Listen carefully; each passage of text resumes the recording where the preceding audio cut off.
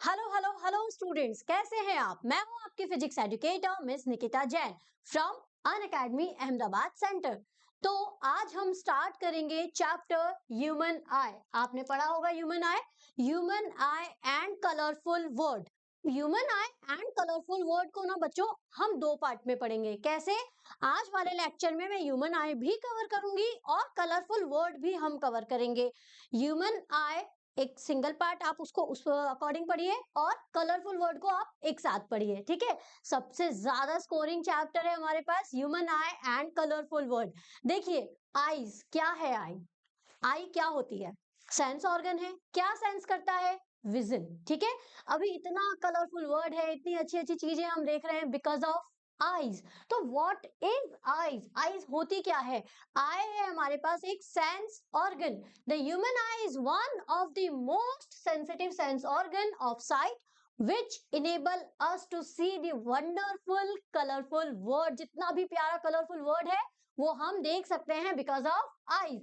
It is like a camera having a lens system and forming an inverted and real image। अब light वाले chapter में आपने पढ़ा है, ठीक है, इन्वर्टेड और रियल इमेज, ठीक है। इन्वर्टेड और रियल का मैं आपको ये एग्जांपल बताती हूँ। क्या है रियल इमेज और इन्वर्टेड इमेज? आपको ये मार्कर में दिख रहा होगा क्लियरली यहाँ पर, ठीक है। ये पार्ट, दिस इज, अगर ये ऑब्जेक्ट है, यहां मैंने मिरर रखा तो ये इसकी क्या बनी? इमेज। अगर ये इमेज बिल्कुल सीधी है, स्ट्रेट है, पार्ट दोनों का क्या है? सेम, तो ये कौन सी इमेज हो गई?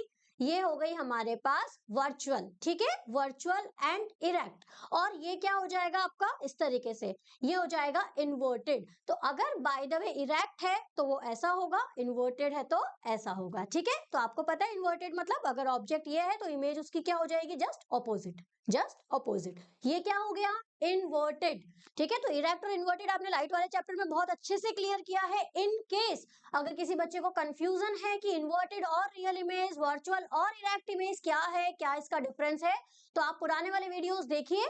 लाइट वाला वीडियो आप देखिएगा, उसमें आपको मिल जाएगा कि इरेक्ट और वर्चुअल, ठीक है, एंड रियल एंड इन्वर्टेड, उसमें डिफरेंस आपको क्लियर मिल जाएंगे।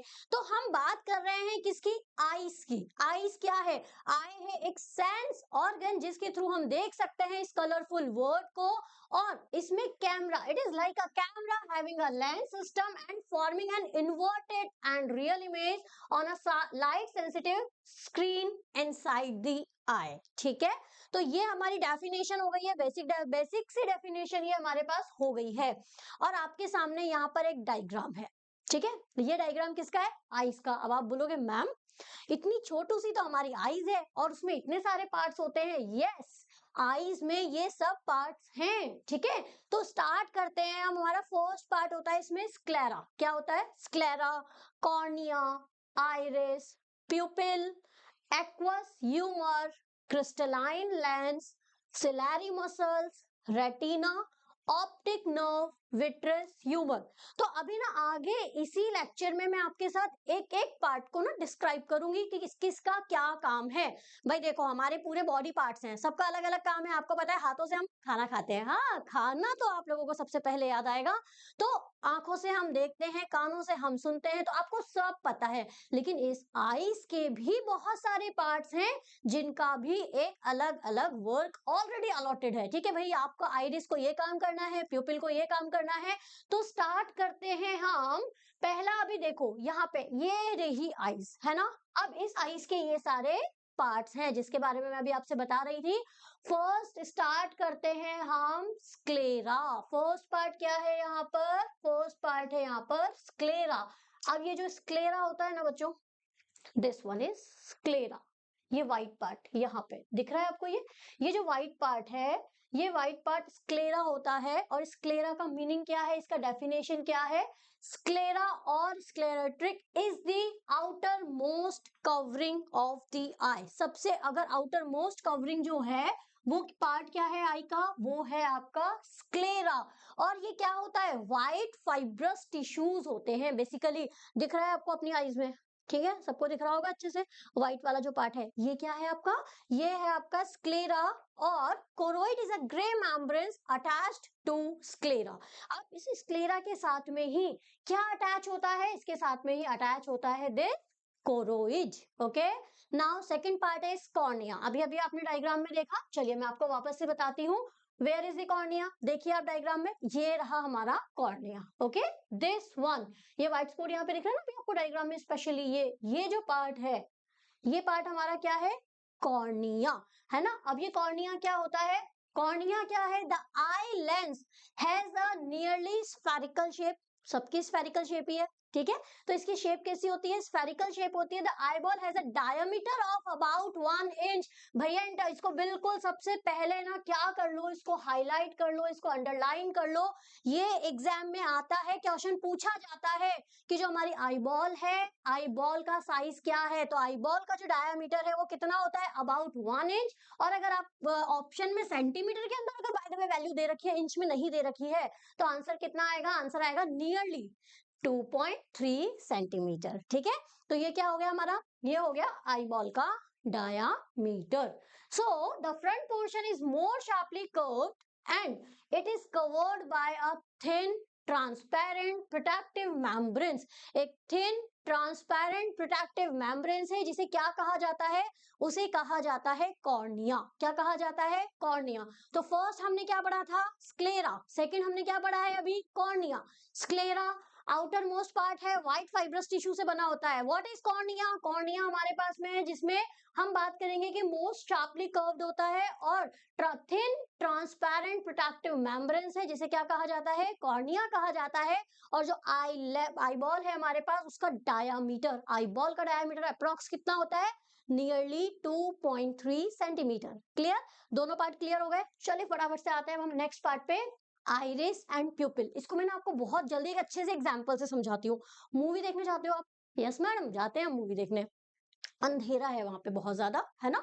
आपने मूवी देखा, सब कुछ है, क्योंकि वहां पे इतनी लाइट्स नहीं है। लाइट केवल और केवल कहाँ है? सामने स्क्रीन पर है लाइट, सामने स्क्रीन पर। बाकी पूरी सब जगह पे क्या होता है? अंधेरा।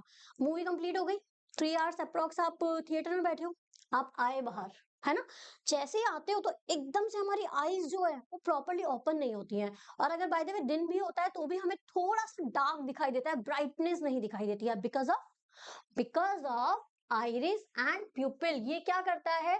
आइरिस क्या होता है? It is a colour diaphragm between the cornea and the lens. ठीक है, ये क्या है? ये है हमारे पास में कलर डायफ्राम। कहाँ होता है? कॉर्निया और लेंस के बीच में। और आइरिस में ही एक होल होता है, जिसे क्या कहा जाता है? उसे कहा जाता है प्यूपिल। अब आइरिस का काम क्या है? हमें स्क्लेरा का काम पता चल गया कि भैया आउटर मोस्ट है, ये तो बिल्कुल सबको प्रोटेक्ट करेगा। थिन मेम्ब्रेन्स हो गई कॉर्निया, वो भी प्रोटेक्ट कर रहा है। तो ये जो आइरिस है, ये कंट्रोल करती है किसको? साइज ऑफ प्यूपिल को। और लो इंटेंसिटी अगर लाइट आ रही है, कैसी आ रही है? लो इंटेंसिटी, तो जो प्यूपिल है वो क्या हो जाएगा? एक्सपांड हो जाएगा। मूवी थिएटर वाला, लो इंटेंसिटी आई एकदम से, तो प्यूपिल क्या हो गया? एक्सपांड हो गया, to allow light to enter in the eye. तो आपको क्या होगा? ज्यादा लाइट्स आपकी आंखों में जाएगी। ठीक है, समझ रहे हो? अब क्या हो रहा है? बहुत कम कम दिखाई दे रहा है, कम कम दिखाई दे रहा है। तो आइरिस ने क्या किया? आइरिस ने अपना एक मैसेज भेजा प्यूपिल को कि भाई आप क्या करिए? आप एक्सपेंड हो जाइए। क्यों एक्सपेंड हो जाइए? ताकि उसके अंदर लाइट एंटर हो सके। तो it allow low intensity of light and expand the pupil to allow more light to enter into the eye. समझ आ गया? और अगर बाय द वे बहुत ज्यादा ब्राइट लाइट है, बहुत ही ज्यादा, अभी ना थोड़ी देर के लिए ट्राई कर सकते हो अगर आपकी इच्छा है तो। सारे देखो, फिजिक्स किया है ना, physics daily life of example है। ऐसे देखो बिल्कुल लाइट्स की तरफ, तो बहुत ज्यादा ना इचिंग सा होगा, एक इरिटेशन सा होगा आईज में। क्यों? क्योंकि बहुत ज्यादा अमाउंट में लाइट हमारी क्या हो रही है? एंटर हो रही है। अगर कंटिन्यू हम लाइट को देखते रहेंगे तो बहुत ज्यादा अमाउंट में लाइट क्या हो रही है? एंटर हो रही है। सो when the light is very bright, it's iris क्या कर देता है? कॉन्ट्रैक्ट कर देता है। कॉन्ट्रैक्ट दी प्यूपिल, प्यूपिल को कॉन्ट्रैक्ट कर देगा। अब भाई प्यूपिल कॉन्ट्रैक्ट हो गया मतलब कि वहां पर उतनी ही लाइट जाएगी आईज में जितनी रिक्वायरमेंट है। ठीक है, तो हमें अपने आप ही क्या होने लग जाता है? एक मैसेज आने लग जाता है कि नहीं यार बहुत ज्यादा लाइट हो रही है, हम आईज को ऐसा करके साइड हो जाते हैं। So this is the working of iris and pupil. Clear हो गया? Sclera clear, cornea clear, iris clear, pupil clear. चलिए next, come to the next point, that is the eye lens. ठीक है, ये आई बॉल है, black वाला part, इसके अंदर भी एक छोटा सा लेंस है, दिख रहा है? देखो एक बार मिरर में सब, इस आई बॉल के अंदर भी एक छोटा सा लेंस है, that is called eye lens. And eye lens क्या होता है? एक transparent lens made of jelly like material, jelly like material का बना हुआ होता है, and that is called eye lens. What is ciliary muscle? These muscles hold the lens in the position। Exam में आता है क्वेश्चन, अंडरलाइन कर लीजिए, बहुत इंपॉर्टेंट है कि क्या वर्किंग है सिलेरी मसल्स की। सिलेरी मसल्स होल्ड करके रखता है, किसको होल्ड करके रखता है? आई लेंस को। आई लेंस क्या है? ट्रांसपेरेंट लेंस है जिसके जो कि क्या होता है? जेली लाइक मटेरियल का बना होता है। और आई का एक और मेन पार्ट, हम ये नहीं कह सकते कि ये ही सबसे ज्यादा मेन है, मेन बहुत सारे हैं बट ये भी बहुत ज्यादा मेन है। भाई मेरे खुद के भी स्पेक्स लगे हैं ना, बिकॉज ऑफ, मैं आपको बताती हूँ क्यों लगे हैं, ठीक है? क्योंकि मुझे एक डिफेक्ट है आई में, एंड दैट इज मायोपिया। अभी क्या होता है मायोपिया, क्या डिफेक्ट होता है, रेटिना का उससे क्या रोल है, अभी आपको धीरे धीरे सब आइडिया लग जाएगा। तो नेक्स्ट पार्ट आता है हमारा क्या? रेटिना। रेटिना क्या होता है? It is a back surface of the eye. Eye का back surface, the light entering into the eye form an image, बनेगी इमेज। एक मैं आपको बताती हूँ प्रोसेस क्या होता है। लाइट इंसिडेंट हुई, इंसिडेंट होकर रिफ्लेक्ट बैक हुई, ऑब्वियस है ना, जैसे क्रिकेट की बॉल बाउंस बैक होती है ना, अपनी एक वॉल है, मैंने क्रिकेट की बॉल को ऐसे थ्रो किया, बाउंस बैक हुई, ऐसे ही लाइट इंसिडेंट हुई, इंसिडेंट होकर बाउंस बैक हो गई, तो लाइट कहाँ गई? आईज में। आईज से सिग्नल कहाँ गए? आपके ऑप्टिक नर्व के थ्रू ब्रेन में। आईज से सिग्नल ऑप्टिक नर्व के थ्रू कहाँ गए? ब्रेन में। ब्रेन ने उन सिग्नल्स को कन्वर्ट किया और इमेज फॉर्म करी, और वो जो इमेज फॉर्म हुई है, वो इमेज फॉर्म हुई है किस पे? रेटिना पे। इमेज कहाँ फॉर्म हुई है? रेटिना पे इमेज फॉर्म हुई है। और जो इमेज फॉर्म होती है वो कैसी होती है? हमने स्टार्टिंग पढ़ा था बिल्कुल ह्यूमन आई के बारे में, वो होती है रियल एंड इन्वर्टेड। कैसी होती है? real and inverted. So it is the base surface of the part, light entering in the eye, form of an image on the retina, which is a delicate member having enormous number of light sensitive cells। इसके अंदर बहुत छोटी छोटी sales होती हैं जिसे हम बोलते हैं, उन सेल्स का नाम क्या है? उन सेल्स का नेम है रोड एंड कॉन्स। ये भी आपको याद रखना है। एग्जाम में क्वेश्चन आता है कि रोड एंड कॉन का क्या वर्किंग है, या फिर वो पूछ सकता है कि जो रिसेप्टर्स हैं वो रिसेप्टर्स की क्या वर्किंग है। तो रिसेप्टर्स को ही हम क्या बोलते हैं? Rod and cone. और ये अप्रॉक्स कितने होते हैं? 125 मिलियन रिसेप्टर्स होते हैं। और मैंने अभी आपको बताया ना वर्किंग, वापस से सुनो, वर्किंग क्या होती है, हमें दिखाई कैसे देता है? How we are able to see the object, हमें दिखाई कैसे देता है? मैडम आईज से। अरे आईज से तो दिखाई देता है, वर्किंग क्या है? वर्किंग ये है कि लाइट जैसे ही एंटर हुई, एंटर होके क्या होती है? इंसिडेंट होती है, इंसिडेंट होकर रिफ्लेक्ट बैक होती है, रिफ्लेक्ट बैक होकर सिग्नल जाते हैं ऑप्टिक नर्व में, ऑप्टिक नर्व के थ्रू ब्रेन में जाते हैं, ब्रेन में वो सिग्नल कन्वर्ट होते हैं इमेज में, और रेटिना पे फॉर्म हो जाते हैं। अगर इमेज रेटिना पे फॉर्म हो रही है, प्रॉपर रेटिना पे इमेज अगर फॉर्म हो रही है, तो इसका मतलब आपको कोई डिफेक्ट नहीं है। अगर वो रेटिना से पहले, मतलब front of the retina and behind of the retina अगर होती है, तो मतलब कहीं ना कहीं कोई डिफेक्ट है, वो आगे हम डिटेल में पढ़ेंगे। रेटिना का मीनिंग समझ आया कि जो सिग्नल थे वो कन्वर्ट हुए इमेज में, और कहाँ फॉर्म हुई इमेज? रेटिना पे इमेज फॉर्म होती है। और यहाँ पर क्या होता है? यहाँ होते हैं 125 million receptors called rod and cone, which receives the light rays, and about 1 million optic nerve fiber which transmit this information to the brain। और ब्रेन तक ये जो इंफॉर्मेशन हो रही है, ये कौन पहुंचा रहा है? किसके थ्रू जा रही है? ये जा रही है ऑप्टिक नर्व के थ्रू। किसके थ्रू जा रही है? ऑप्टिक नर्व के थ्रू। क्लियर हुआ? कोई प्रॉब्लम यहां तक? मैं वापस एक और बार रिपीट कर रही हूं, sclera, cornea, iris, pupil, eye lens, ciliary muscles and retina. यहां तक कोई दिक्कत? क्लियर हो गया सारा? चले नेक्स्ट पॉइंट पे। नेक्स्ट पॉइंट आता है ब्लाइंड स्पॉट। आपने सुना है क्या कभी कि आपके कोई बड़े ब्रदर या कोई भी मतलब XYZ कोई भी अगर ड्राइविंग कर रहा है, इवन आप भी ड्राइविंग कर रहे हो और अचानक से कोई गाड़ी साइड से आती है ना, आप देख रहे हो कि यार बैक मिरर में मेरे को तो दिख ही नहीं रहा था, अभी तो मैंने देखा, इधर से देखा, मुझे तो पता ही नहीं चला, ये एकदम से ब्लाइंड स्पॉट पे कैसे गाड़ी आ गई। सुना है कभी word blind spot? Blind spot का मतलब क्या हुआ? It is a point at which the optic nerve leave the eye and image form at this point is not send to the brain.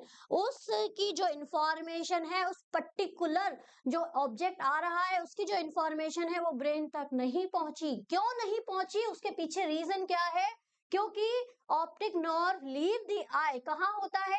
Eight a point where optic nerve leave the eye. तो इसलिए signals जो है वो proper brain तक पहुंच ही नहीं पाते। अब प्रॉपर ब्रेन तक नहीं पहुंच पाएंगे तो भैया वो इमेज कैसे कन्वर्ट करेगा? उसका काम क्या है ब्रेन का? आपने जो सिग्नल भेजे उसको इमेज में कन्वर्ट करना। कौन सी इमेज में? रियल एंड इन्वर्टेड में कन्वर्ट करना। ठीक है, हम तो यही पढ़ रहे हैं, यही बात है ना। लेकिन अगर सिग्नल ही नहीं पहुंचेंगे तो वो किसको कन्वर्ट करेगा? तो वो जो पॉइंट है उस पॉइंट को क्या बोलते हैं? Blind spot. क्या बोलते हैं? Blind spot. क्लियर हो गया? यहां तक सारे पॉइंट्स क्लियर? कोई डाउट? कुछ भी अगर आपको लगता है डाउट आप मुझे कमेंट सेक्शन में मैसेज कर दीजिए, मैं एक्सप्लेन आप लोगों को फिर से करवा दूंगी। ठीक है, अब आते हैं हम नेक्स्ट पॉइंट पे, येलो स्पॉट। अरे मैडम अभी तो पढ़ा था ब्लाइंड स्पॉट, ये येलो स्पॉट भी होता है। Yes, yellow spot is also a part of eye. The macula lutea, also called yellow spot, is a central part of the retina. ये क्या है? रेटिना के बीच में एक पार्ट होता है, सेंट्रल पार्ट होता है रेटिना का, जो कि रिस्पॉन्सिबल है किसके लिए? To sensing fine detail and for looking straight ahead. बहुत फाइन डिटेल। आप गए हैं कभी आई टेस्टिंग के लिए? गए होंगे। आई टेस्टिंग के लिए आप गए हैं, डॉक्टर ने अल्फाबेट पढ़ाते हैं। मैडम अल्फाबेट तो हम ऐसे ही पढ़ लेते हैं, अल्फाबेट पढ़ लेते हो ना इजीली, लेकिन उन्होंने आपने देखा है कभी जो फर्स्ट अल्फाबेट है उसकी साइज थोड़ी ज्यादा है, फिर उसके बाद जो सेकंड लाइन है उसकी साइज थोड़ी कम कर दी, फिर उसके बाद थोड़ी और कम, फिर थोड़ी और कम, और फिर बहुत छोटे छोटे छोटे छोटे से लिखे हुए होते हैं। एंड वी आर ट्राइंग कि हाँ हम इसे पढ़ ले ताकि हमें नंबर्स ना लगे, हमें चश्मा ना लगे, एंड वी आर ट्राइंग कि ना पढ़ने की कोशिश करते हैं। फाइन डिटेल, क्या वर्ड बोला मैंने? Fine detail. तो part of the retina responsible for sensing fine detail and looking for straight ahead. ठीक है, so this is the yellow spot. Its function is form a very clear image by sensing a large number of electric signal to the brain. मुझे एक चीज बताओ, आज का time है और ऐसी बात नहीं है आप लोग सेल्फीज वगैरह नहीं लेते होंगे, लेते हो सेल्फी है ना? सेल्फी ले रहे हो, अचानक से ना थोड़ा सा ब्लर सा लगा, कैसा लगा? ब्लर सा। क्या करते हो? लेंस को क्लियर, लेंस क्लियर किया, अरे वाह मस्त सेल्फी आ रही है, आ रही है मस्त सेल्फी। कैसे आई? आपने क्या किया? लेंस को क्लियर, मतलब वहां पे आपको बिल्कुल कंप्लीट जो इमेज है वो कैसे मिली? क्लियर इमेज मिली। तो ये क्या है? It's a function to form a very clear image. जो सिग्नल्स जा रहे हैं, जो इमेज बन रही है, उस इमेज को भी तो कितना चाहिए? बिल्कुल कंप्लीट एचडी क्वालिटी चाहिए। तो एचडी क्वालिटी कौन प्रोवाइड करता है? Yellow spot. चलिए, एक्वस ह्यूमर विट्रस ह्यूमर दोनों भाई भाई। क्या है aqueous humour? It is a clear liquid region between the cornea and the lens. याद करो वापस से, clear liquid region between the cornea and the lens. Cornea और लेंस के बीच में एक लिक्विड, क्लियर लिक्विड रीजन है, that is called aqueous humour. यहाँ देखो, आपके यहाँ पर दिखता है आपको एक रीजन सा, है ना? और विट्रस ह्यूमर क्या है? The space between the eye lens and the retina. ये किस किस के बीच में है? कॉर्निया और लेंस। और ये किस किस के बीच में है? Lens and retina is filled with the another liquid and that is called vitreous humour. क्या बोलते हैं उसे हम? उसे हम बोलते हैं विट्रस ह्यूमर। तो आपको सारे पार्ट क्लियर हो गए, एक्वस ह्यूमर, विट्रस ह्यूमर सब क्लियर हो गया, कोई डाउट यहाँ तक? इन पार्ट्स पे थोड़ा फोकस करने का रीजन ये है कि जो ह्यूमन आई वाला पार्ट है ना बच्चों, उसमें टॉपिक क्या है? ह्यूमन आई क्या होता है, कैसे आप किसी भी ऑब्जेक्ट को देख सकते हो। अब जितने भी पार्ट्स हैं उन पर क्वेश्चन बन सकता है, एक एक पार्ट पर कोई सा भी क्वेश्चन बन सकता है। रोड एंड कॉन क्यों रिस्पॉन्सिबल है? What is the working of iris and pupil? Ciliary muscle का क्या काम है? What is the yellow spot? जो आई बॉल का डायमीटर कितना होता है? ये छोटे छोटे क्वेश्चंस आ जाते हैं ऑब्जेक्टिव में। इन्हीं क्वेश्चंस को अच्छे से आंसर करने के लिए हमें इन पार्ट्स को डिटेल में पढ़ना पड़ेगा। क्लियर है? कोई दिक्कत तो नहीं? चलिए, कैसे होगी दिक्कत? आप लोग बहुत अच्छे बच्चे हैं, आपने पढ़ा हुआ है, और आई थिंक अब आप बिल्कुल 100% ना मैडम की नाक नहीं कटवाएंगे, नहीं कटवाएंगे ना? ठीक है, टॉप करेंगे 100%, पेपर आपको अच्छे से करके आना है। अब आते हैं हम, ये हो गया हमारा क्या, पार्ट ऑफ आईज कंप्लीट, है ना। स्क्लेरा, बोलते जाओ मेरे साथ, sclera, cornea, iris, pupil, ciliary muscles, retina, blind spot, yellow spot, aqueous humour, vitreous humour, ठीक है। और रेटिना में रोड्स एंड कॉन्स, है ना। चलिए, पावर ऑफ अकोमोडेशन, चैप्टर 1 में आपने लाइट वाला चैप्टर पढ़ा था, तब एक टॉपिक पढ़ा था क्या, लेंस।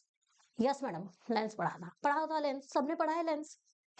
लेंस में आपने क्या फाइंड आउट किया था, पावर ऑफ लेंस का एक फॉर्मूला पढ़ा होगा। Power of lens is equal to, ये रेसिप्रोकल होता है किसका, फोकल लेंथ का। Power of lens is equal to 1 upon focal length, ठीक है। फोकल लेंथ हम किस में कंसीडर करते हैं, मीटर में कंसीडर करते हैं। सो बाय कंट्रैक्टिंग और relaxing the ciliary muscles connected to the lens, its shapes can be changed such that we can see the nearby object as well as distant object। जो object आपका बहुत पास में है और जो ऑब्जेक्ट आपका बहुत दूर है, उन्हें आप इजीली क्या कर सकते हो, देख सकते हो। सिलेरी मसल्स, अभी अभी पता है सिलेरी मसल्स का क्या काम है, होल्ड करना। किसको होल्ड करना, आई लेंस को होल्ड करना। तो वो आई लेंस को होल्ड करके रखता है, तो उसी वो ऐसे करो, आईज को सब दिख रहा है, पास का बहुत ज्यादा और दिख जाता है। तो ये अभी क्या है, सिलेरी मसल्स हमारी इस तरीके से कॉन्ट्रैक्ट हो रही है, थोड़ी सी एक्सपैंड हो रही है, कॉन्ट्रैक्ट हो रही है, एक्सपैंड हो रही है। तो क्या हुआ, बाय कॉन्ट्रैक्टिंग और relaxing the ciliary muscle connected to the lens, it shape can be change such that we can see the nearby object, हम पास का ऑब्जेक्ट भी और बहुत दूर का ऑब्जेक्ट भी क्लियरली देख सकते हैं। सो डेफिनेशन क्या होगी पावर ऑफ अकोमोडेशन की, द एबिलिटी और property of the I to change the shape of the lens so as to see the object very clearly। ठीक है, हम क्या कर रहे हैं, हम यहाँ पर प्रॉपर्टी है eye to change the shape of lens, lens की शेप को हम चेंज करना जिससे कि हमें ऑब्जेक्ट बहुत क्लियरली दिखाई दे, उसे क्या कहते हैं, accommodation. So the muscle can not B strength beyond a limit, एक लिमिट से ज्यादा करके देखो, नहीं होगी ना, एक लिमिट से ज्यादा नहीं हो सकती। And does an object place too close to eye can not be seen clearly, बहुत ज्यादा पास में रख दो, बहुत ही ज्यादा रखो, एक बारी क्लियरली देख पा रहे हो क्या, नहीं देख पा रहे मैम। एक पर्टिकुलर, ठीक है, एक पर्टिकुलर डिस्टेंस आप बोल रहे हो कि चलो 25 सेंटीमीटर होती है, वहां तक तो हमें दिखाई दे रहा है, लेकिन इतना ज्यादा पास में दिखाई देगा, नहीं देगा, ठीक है। और बहुत ज्यादा इंफिनिटी जो हम लेते हैं ना कि फार साइटनेस, हम कितना ले रहे हैं यहाँ पर, कि दूर का आप कितना देख सकते हो डिस्टेंट ऑब्जेक्ट, इन्फिनिटी। तो इन्फिनिटी तक भी हमारे, अब मैं तो नहीं देख सकती, दिख ही रहा होगा आपको, क्यों नहीं देख सकती, क्योंकि आई है मायोपिया। अब ये क्या होता है मायोपिया, ये आगे कनेक्टेड है, अभी हम पढ़ेंगे। सो when the light enter the I from air, most of the banding of light occurs at cornea। ठीक है, जैसे ही लाइट क्या होती है, एंटर होती है, मैक्सिमम लाइट आपकी कहां पर हो जाती है, बैंड हो जाती है, occur at cornea. Some additional bending is done by the lens so as to form an inverted and real image. देखिए, ये इसकी ना वर्किंग स्टार्ट हो गई है, किसकी, आईज की, जो मैंने अभी आपको बताया। वर्किंग ऑफ आई क्या होती है, वर्किंग ऑफ आई वापस रिपीट कर रही हूँ, पहले भी किया था कि लाइट इंसिडेंट हुई, इंसिडेंट होकर रिफ्लेक्ट बैक हो गई, रिफ्लेक्ट बैक होकर सिग्नल कहाँ गए हमारे, सिग्नल गए आईज पे, कहाँ गए सिग्नल, सिग्नल गए हमारे आईज पे, आईज से कहाँ गए, ऑप्टिक नर्व के थ्रू ब्रेन में, ब्रेन में सिग्नल कन्वर्ट हुए, और वो सिग्नल कन्वर्ट होकर हमें इमेज फॉर्म हुई। तो जो इमेज फॉर्म हो रही है वो कैसी हो रही है, inverted and real। When the eye is focused on a distant object, the ciliary muscles relax, allowing alignment to increase the tension on the lens and causes to the flutter, that is lens become thin और lens curve. ठीक है, अब lens को क्या चाहिए, lens को थोड़ा सा कॉन्ट्रैक्ट होना, एक्सपैंड, कॉन्ट्रैक्ट होना, एक्सपैंड, रिलैक्स और वो होना है ना उसको, तो वो सब काम भी किसके थ्रू होता है, सिलेरी मसल्स के थ्रू होता है। और यहाँ मैंने वही पॉइंट लिखा है, आप एक बार रीड कर सकते हो, जो वर्किंग मैंने आपको बताई है, आप अपने पॉइंट्स में भी लिख सकते हो। So the parallel rays coming into the eye from the distant object are focused on the retina and we can see the object very clearly. तो आई थिंक आपको क्लियर हो गया होगा जो मैं पॉइंट आपको समझाना चाह रही हूँ, ठीक है। वर्किंग आपको ध्यान रखनी है और सिलेरी मसल्स क्या करती है, एडजस्ट करती है किसको, फोकल लेंथ को। वर्ड बिल्कुल ध्यान में रखना, फोकल लेंथ आगे बहुत काम आएगा, क्योंकि फोकल लेंथ की वजह से ही सब पंगा है। फोकल लेंथ ही हमारी क्या हो जाती है, प्रॉपर नहीं होती है। फोकल लेंथ की वजह से ही क्या लग जाता है, चश्मा। पढ़ने वाले बच्चों की पहचान है वैसे, don't worry. So the ciliary muscles adjust the focal length in such a way that image is formed on the retina and when we can see the objects clearly. हम ऑब्जेक्ट्स को कैसा देख सकते हैं, बिल्कुल क्लियरली देख सकते हैं। ठीक है, नेक्स्ट पॉइंट है हमारा, अब ब्रेन ने क्या किया, मैंने बताया ना आपको, सिग्नल आए, ब्रेन का काम है उसको इंटरप्रेट करना सिग्नल्स को, और फाइनली वो प्रोसेस कर देता है इस इंफॉर्मेशन को, और कि ये ऑब्जेक्ट है यहाँ पर, और ब्रेन उन सिग्नल्स को कन्वर्ट कर देता है, किस में कन्वर्ट कर देता है, इमेज में कन्वर्ट कर देता है, और वो इमेज आपकी क्या हो जाती है, रियल एंड इन्वर्टेड होती है, और on the retina again erect और अपराइट, और हमें वो कैसी हो जाती है, रेटिना पे आने के बाद क्लियर दिखने लग जाती है, इरेक्ट दिखने लग जाती है। इतनी देर से ना हम दो पॉइंट पे बात कर रहे हैं, एक हम बोल रहे हैं नियर पॉइंट, एक हम बोल रहे हैं डिस्टेंट पॉइंट। बार बार हम बोल रहे हैं, वर्किंग ऑफ द आई तो आपको क्लियर हो ही गई। अब एक हम बोल रहे हैं कि भाई नियर पॉइंट क्या होता है, डिस्टेंट ऑब्जेक्ट क्या होता है। तो ये नियर पॉइंट हमारा क्या है, the nearest point for which the image can be formed clearly on the retina is called near point of the आई।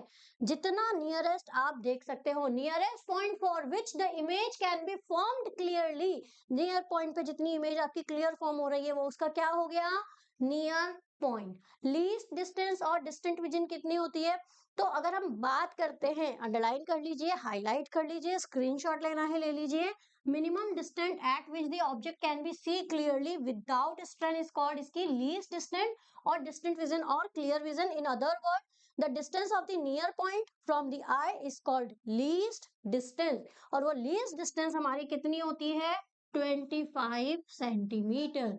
कितनी होती है, 25 सेंटीमीटर। एग्जाम में आता है question, least distance of distinct vision, least distance of distinct vision कितना होता है, 25 centimetre. इसमें जो न्यूमेरिकल हम करेंगे, ठीक है, उस न्यूमेरिकल में भी आपको ये वैल्यू खुद से याद होनी चाहिए, लीस्ट डिस्टेंस कितना आपको रखना है, 25 सेंटीमीटर। क्लियर है यहाँ तक। फार पॉइंट क्या होता है, फार पॉइंट होता है the farthest point up to which the eye can see objects clearly is called the far point.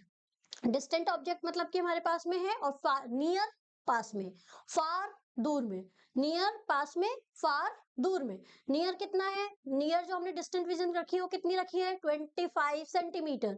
फार कितना देख सकते हो, दूर तक कितना देख सकते हो, दूर तक आप देख सकते हो इन्फिनिटी। दूर तक कितना देख सकते हो, जितना इच्छा हो, इन्फिनिटी तक। लेकिन पास का कितना है, लीस्ट डिस्टेंट विजन कितनी है, 25 centimeters. So the farthest point up to which the eye can see the object very clearly, that is called far point. Clear? और इसके लिए नॉर्मल आई के लिए कितना होता है फार पॉइंट, इन्फिनिटी। कितना होता है, इन्फिनिटी। यहां तक कोई दिक्कत, क्लियर है, ठीक है, समझ आया अच्छे से। मैंने आपको अभी तक जो पढ़ाया है वो है what is human I, second parts of human I, third working of human आई, फिर उसके बाद power of accommodation. Power of accommodation में हमने near point, far point, near और डिस्टेंट ऑब्जेक्ट, फार ऑब्जेक्ट। नियर कितना होता है, पास का, कितना देख सकते हो, 25 सेंटीमीटर। फारदेस्ट पॉइंट कितना होता है, जो दूर तक आप देख सकते हो, वो कितना हो सकता है, वो होता है इन्फिनिटी। क्लियर है यहाँ तक। चलिए अब आता है persistence of vision. Persistence of vision क्या होता है, देखो क्या है ना, परसिस्टेंस ऑफ विजन की अगर हम बात करें, आईज क्लोज कीजिए, ठीक है, किसी भी चीज के आपके सामने क्या रखा है, आपके सामने मैम आप ही का वीडियो है, ठीक है, तो एक बार आप आई क्लोज कीजिए, सिर्फ एक मतलब थोड़ा सा, थोड़ी सी देर के लिए 10 तक काउंट करो, आई क्लोज करो, वापस से खोलो, 1 मिनट के लिए आपको सेम इमेज दिखी होगी, है ना। या फिर आप इधर देखो, यहाँ मेरे सामने ना एक नोटिस बोर्ड टाइप का लगा हुआ है, मैं उसको देख रही हूँ, 1 2 3 4 5 6 7 8 9 10, आई क्लोज किया एंड ओपन किया। वो जो मैंने इमेज देखा वो मेरे माइंड में उतने से टाइम के लिए रहा, मतलब उसका एक सेंसेशन रहा। समझे मेरी बात को? हम किसी भी चीज को देखते हैं ना, तो उसका सेंसेशन ना कुछ टाइम तक हमें माइंड में रहता है, वो इमेज हमारे माइंड में रहती है, क्योंकि प्रोसेस कितना जल्दी हुआ, प्रोसेस देखना कितना जल्दी हुआ। लाइट इंसिडेंट हुई, इंसिडेंट होकर रिफ्लेक्ट बैक हुई, रिफ्लेक्ट बैक होकर सिग्नल कहाँ गए, ऑप्टिक नर्व के थ्रू ब्रेन में, ब्रेन में कन्वर्ट हुए वो सिग्नल किसमें, इमेज में। इमेज कैसी फॉर्म हुई, इमेज हमारी फॉर्म हुई इन्वर्टेड एंड रियल। क्लियर था? ये सारा प्रोसेस जो हुआ, ठीक है, तो the image form on the retina of the eye does not fade away instantly. Instantly वो फेड अवे नहीं होती है, कुछ यादें भुलाई नहीं जाती हैं, ठीक है। तो ऐसे ही ये जो भी हमने देखा, ये भूल नहीं पाए हम। हमने इसे देखा देखा देखा देखा देखा, जैसे ही आईज क्लोज करी, थोड़ी देर के लिए बाद वापस ओपन करी, तो वापस से वो इमेज जो है वो सडनली फेड अवे नहीं हुई, and that is called persistence. क्या कहा जाता है उस वर्ड को? परसिस्टेंस। और ये जो परसिस्टेंस होता है, ये जो इम्प्रेशन है, ये जो सेंसेशन है, ये होता है 1/16 ऑफ अ सेकेंड। एक सेकंड का भी 1/16। So, of the object remain on the retina for about 1/16 of a second. एक सेकंड का भी कितना? 1/16, even after the object is removed. चाहे आपने उस ऑब्जेक्ट को हटा दिया अपने सामने से, लेकिन स्टिल उसका एक सेंसेशन, स्टिल उसकी एक इमेज सडनली फेड अवे नहीं हुई। और वो कितना होता है, वो जो हमारे पास इमेज जो रहती है, जो उसका इंप्रेशन है, वो 1/16 ऑफ अ सेकेंड होता है। So this continuation of the sensation of the eye is called persistence of vision. कर लीजिए अंडरलाइन, इंपॉर्टेंट है, आएगा पेपर में, डेफिनेटली पूछा जाता है what is persistence of vision, how much, कितना होता है परसिस्टेंस ऑफ विजन, तो वो होता है 1/16 ऑफ अ सेकेंड। अभी जो मैं आपको बात कर रही थी ना, ये वही टॉपिक आ गया। क्या बोल रही थी मैं आपसे कि मुझे मायोपिया है, यही बोला मैंने कि मुझे क्या है, मायोपिया। मायोपिया क्या होता है? मायोपिया को हम बोलते हैं शॉर्ट साइडनेस। शॉर्ट साइडनेस का मतलब क्या है कि मुझे नियर बाय ऑब्जेक्ट तो क्लियर दिखाई दे रहा है, नियर बाय ऑब्जेक्ट तो क्लियर दिखाई दे रहा है, लेकिन जो दूर का ऑब्जेक्ट है वो मुझे प्रॉपर नहीं दिखाई दे रहा है, वो मुझे कैसा दिखाई दे रहा है, ब्लर। ठीक है, क्यों, क्या हुआ ऐसा? क्योंकि दो रीजन हो सकते हैं, या तो आई बॉल एलोंगेट हो गई है, जो आई बॉल है ना, ब्लैक वाला पार्ट आईज का, देखो ये क्या हो गया है, एलोंगेट हो गई है, या फिर excessive curvature of eye lens. Eye lens जो है, आई बॉल के अंदर एक आई लेंस है, उसका कर्वेचर भी क्या हो गया है, थोड़ा बढ़ गया है। तो ये रीजन हो सकता है किसका, मायोपिया का। तो मायोपिया क्या है, myopia is a short sightedness where we can see the nearby object very clearly but cannot see the far object, and that is called short sightedness. Okay, myopia.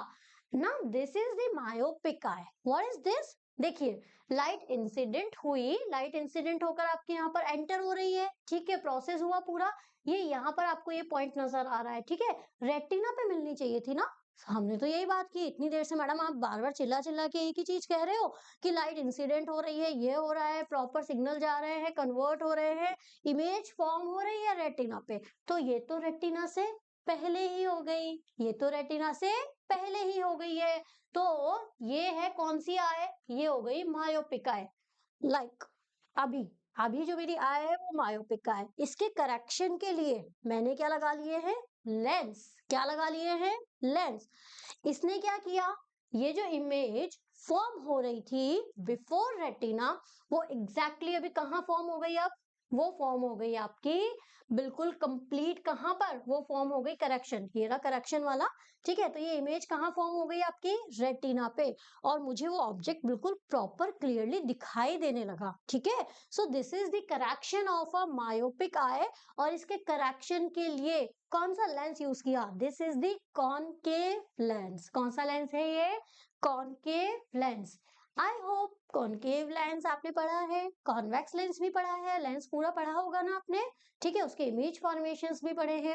अगर by the way किसी student ने lens नहीं पढ़ा है, lens नहीं clear है, what is concave lens, उसकी properties क्या है, व्हाट इज कॉन्वेक्स लेंस, उसकी प्रॉपर्टीज क्या है, तो आप पुराने वीडियो एक बार देखिएगा, लाइट वाला वीडियो, ठीक है, आपको उसमें क्लियरली मिल जाएगा कि लेंस क्या है, डिटेल में आप वहां पे समझ सकते हो। लेंस फॉर्मूला भी पढ़ना है, ठीक है ना। क्यों पढ़ना है लेंस फॉर्मूला? क्योंकि लेंस फॉर्मूला यहाँ काम आएगा। अब हमें क्या पता लगाना है कि भाई आप जो कॉन्केव लेंस लगा तो रहे हो, पर वो कॉन्केव लेंस की पावर कितनी है, और पावर के लिए क्या चाहिए? पावर के लिए चाहिए फोकल लेंथ। पावर के लिए क्या चाहिए? पावर के लिए चाहिए फोकल लेंथ। और फोकल लेंथ के लिए क्या चाहिए? ऑब्जेक्ट डिस्टेंस और इमेज डिस्टेंस। और ऑब्जेक्ट डिस्टेंस और इमेज डिस्टेंस और फोकल लेंथ का जो रिलेशन है वो है लेंस फॉर्मूला। वो क्या है? Lens formula. तो लेंस फॉर्मूला मतलब हमें पढ़ना पड़ेगा, तो वहां से हम फाइंड आउट करेंगे फोकल लेंथ। उस फोकल लेंथ से हमें मिल जाएगी पावर, और हमें पता लग जाएगा कि ये जो कॉन्केव लेंस है ये कितनी पावर का लगाना है। So this is the correction of the short sightness by concave lens. ये मायोपिक आई है जिसमें कि इमेज बिफोर रेटिना ही फॉर्म हो जाती है। उसके करेक्शन के लिए हमने क्या लगा दिया? करेक्शन के लिए हमने लगा दिया यहाँ पर कॉन्केव लेंस। सेकंड आता है हमारा हाइपरमेट्रोपिया, और यू कैन से हाइप्रोपिया। मायोपिया, हाइप्रोपिया, या you can say hypermetropia far sightedness. जैसे वो क्या थी? Short sightedness. वैसे ये क्या है हमारी? ये है हमारी फार साइटनेस। ठीक है, ये क्या है यहाँ पर? फार साइटनेस। क्लियर? अब फार साइटनेस क्या होती है? ये डिफेक्ट क्यों अकर होता है? This defect arise because increase in focal length of the eye lens. Eye lens की जो फोकल लेंथ है वो क्या हो गई है? इंक्रीज हो गई है। The eyeball has become too small. Eyeball वहां क्या हो गया था मायोपिया में? एलोंगेट। यहाँ आईबॉल क्या हो गया है? स्मॉल हो गया है। This defect can be corrected by using convex lens. Hypermetropia में हम कौन सा लेंस यूज कर रहे हैं? हम लेंस यूज कर रहे हैं यहाँ पर कॉन्वेक्स लेंस। और मायोपिया में कौन सा लेंस यूज किया था? Concave lens. कौन सा लेंस यूज किया था? Concave lens. So the eyeball has become too small. अब यहाँ देखो, ये इमेज आई आपकी, ठीक है। ये इमेज आपकी इमेज फॉर्म होनी चाहिए थी या रेटिना पे, बट इमेज कहाँ फॉर्म हो रही है आपकी? Behind the retina. ठीक है, रेटिना से भी और आगे चली गई है। इसके करेक्शन के लिए हमने यहाँ पर क्या लगा दिया? ये दिस वन इज, ये लगा दिया अभी हमने यहाँ पर convex lens. Correction of myopic eye के लिए हम कौन सा लेंस लगा देते हैं यहाँ पर? Convex lens. क्लियर हो गया? सो ये डिफेक्ट है। First is myopia, second one is hypermetropia, third आता है प्रेस बायोपिया। अब ये प्रेस बायोपिया क्या होता है बच्चों? प्रेस बायोपिया की अगर हम बात करते हैं तो प्रेस बायोपिया में मतलब आपने देखा है जो ओल्ड एज है, दादा दादी नाना नानी, किसी के पास भी आपने देखा होगा कि एक वो चश्मा लगाते हैं, वो ऐसे करके पढ़ते हैं, थोड़ा सा ना ऐसे करके पढ़ते हैं। क्यों पढ़ते हैं ऐसा करके? ऐसा नहीं कि उनको थोड़ा फैशन वो दिखा रहे हैं कि ओके दिस वन, नहीं, वो ऐसा नहीं कर रहे हैं। हो क्या रहा है? ये जो पूरा लेंस है ये दो पार्ट में है। जो अपर पार्ट है वो होता है कॉनकेव लेंस, और ये पार्ट यहाँ पर ऐसा एक स्फेरिकल शेप में ऐसे होगा, थोड़ा सा हाफ सर्कल सा बना हुआ, वो होगा आपका कॉन्वेक्स लेंस। तो इसमें बायफोकल लेंस है। क्या है? Bifocal lens. कॉनकेव भी है, कॉन्वेक्स भी है। तभी आपको समझ में आ गया होगा। जिसको नियर पॉइंट और फार पॉइंट, डिस्टेंट ऑब्जेक्ट और फार ऑब्जेक्ट दोनों में प्रॉब्लम है, दोनों विजिबल नहीं है प्रॉपरली क्लियरली, तो उसे क्या है? उसे है प्रेस बायोपिया। मायोपिया किसको है? जिसे फार पॉइंट मतलब दूर का ऑब्जेक्ट जो है वो क्लियर नहीं दिखाई देता, उसके करेक्शन के लिए कॉनकेव लेंस। हाइपरमेट्रोपिया, जिसे नियर बाय ऑब्जेक्ट क्लियर नहीं दिखाई देता, उसके करेक्शन के लिए कॉन्वेक्स लेंस। थर्ड आता है प्रेस बायोपिया। प्रेस बायोपिया में कॉनकेव एंड कॉन्वेक्स दोनों का combination, and that is called bifocal lens. दोनों को क्या बोलते हैं? Bifocal lens. This defect arise with ageing. A person suffering from this defect can see neither the nearby object nor the distant object very clearly. This is because the power of accommodation of the eye decreases due to the gradual weakness of the ciliary muscles. क्योंकि ciliary muscles धीरे धीरे gradually क्या होने लग जाती है? Week होने लग जाती है। मायोपिया और हाइपरमेट्रोपिया में तो क्या हुआ था? आईबॉल का केस हुआ था। एक बार आईबॉल एलोंगेट हो रही है और एक बार आईबॉल आपकी क्या हो रही है?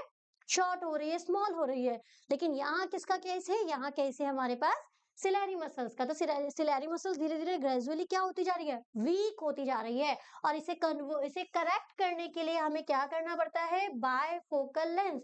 बायफोकल लेंस का मतलब समझ में आ गया, जो मैंने अभी आपको बताया, कॉनकेव प्लस कॉन्वेक्स। ठीक है, चलिए नेक्स्ट आता है कलर ब्लाइंडनेस। कलर ब्लाइंडनेस क्या होता है? अब देखो, कलर ब्लाइंडनेस का मतलब यह है, अभी आपको क्लियर यहाँ कलर्स दिखाई दे रहे हैं बोर्ड पे, और मेरे को भी मिक्स कर लो मैडम, आप तो बिल्कुल कंप्लीट ऑल ब्लैक है ना, ऑल ब्लैक अनअकैडमी लोगो।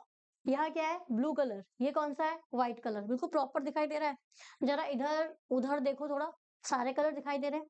मतलब हमें सारे कलर्स की जो वेवलेंथ है, वो भी मैं आगे बताऊंगी आपको, सारे कलर्स की जो वेवलेंथ है, सारे कलर की जो फ्रीक्वेंसी है, वो हमें प्रॉपरली क्या है, विजिबल है, हमें सारे कलर्स क्लियरली दिखाई दे रहे हैं।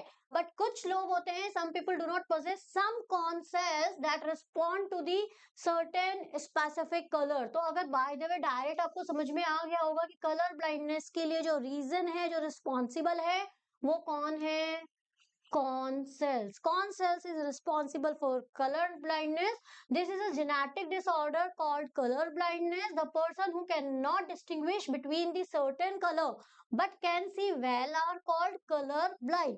ठीक है, देख तो पा रहा है बहुत अच्छे से, लेकिन जो कलर्स हैं उन्हें बिल्कुल क्लियरली विजिबल नहीं कर पा रहा है, डिफ्रेंशिएट नहीं कर पा रहा है कि यहाँ कौन कौन से कलर है। So the defect of the eye due to which a person cannot distinguish between the certain color is called color blindness. Color blindness के लिए कौन responsible है, कॉन सेल्स। अभी कॉन सेल्स कहाँ पढ़ा था, रेटिना में, rod cells and cone cells पढ़ा था।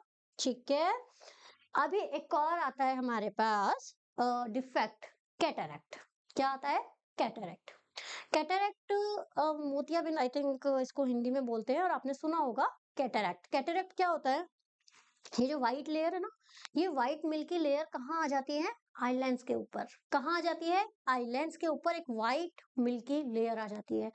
ये व्हाइट मिल्की लेयर आने की वजह से, अभी मैंने बोला ना सेल्फी हम लेते हैं, अगर उस पर थोड़ा भी ब्लर आ जाता है तो क्या क्लियर इमेज मिलती है, नहीं मैम, नहीं मिलती।